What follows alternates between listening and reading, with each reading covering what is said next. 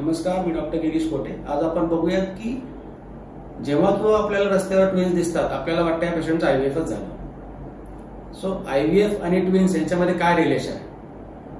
नैसर्गिकरित्या ट्विन्स राहू शकत नाही का? तर असं अजिबात नाहीये। नैसर्गिकरित्या सुद्धा ट्विन्स राहू शकतं, पण त्याची शक्यता किंवा प्रोबॅबिलिटी खूपच कमी असते। या विरुद्ध आयव्हीएफ मध्ये ट्विन्स होण्याची शक्यता खूप जास्त असते। आता असं का असतं? कारण आयव्हीएफ मध्ये एक किंवा त्याच्याहून जास्ती आपण जेव्हा एम्ब्रिओ ट्रान्सफर करतो, गर्भपिशवीमध्ये जेव्हा आपण गर्भ दोन सोडतो, तो दोन्ही गर्भ जर रुजले तर ट्विन्स व्हायची प्रोबॅबिलिटी जास्ती असते।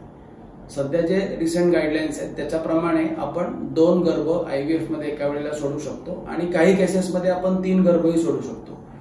जर आपण 3 गर्भ सोडले तर ट्रिपलेट म्हणजे तिळं राहण्याची शक्यता सुद्धा असते। शक्यतो आम्ही तिळं जर राहिलं तर कंटिन्यू करू देत नाही पेशंटला। 3ऱ्या महिन्यामध्ये आपण तिळ्याला जुळ्यामध्ये कन्वर्ट करू शकतो, म्हणजे 3 बाळांमधलं एक बाळ आपण सोनोग्राफीद्वारे कमी करू शकतो आणि त्या पेशंटला सुद्धा ट्विन्स व्हायची शक्यता असते। म्हणून आयव्हीएफ मध्ये साधारण 25 ते 30% पेशंट्सला ट्विन्स किंवा जुळं होण्याची शक्यता असते।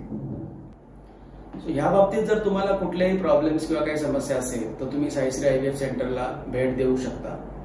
आम्ही तुमच्या प्रत्येक प्रश्नाचं सोल्युशन उत्तमरित्या तुम्हाला देऊ शकतो। थँक्यू।